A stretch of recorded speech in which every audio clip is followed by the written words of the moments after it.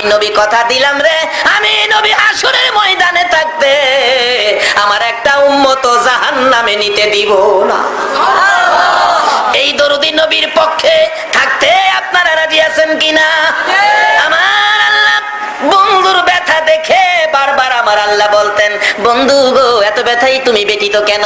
আমি আল্লাহ কথা দিলাম হাসরের ময়দানে তোমার একটা উম্মত জাহান্নামে নিতে দেব না। যতক্ষণ পর্যন্ত তুমি নবী খুশি না হইবা ততক্ষণ পর্যন্ত আমি আল্লাহ জান্নাতের দরজা বন্ধ করব না।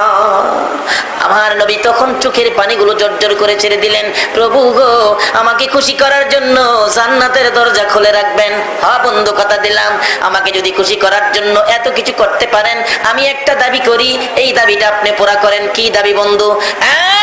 প্রভু হাসরের ময়দানে আমার উম্মতের গুনার খাতাগুলো আমি নবীর হাতে দিলে আমি খুশি হইব। আমার আল্লাহ বলেন, বন্ধু তোমার হাতে কেন দেওয়ার জন্য বলছো?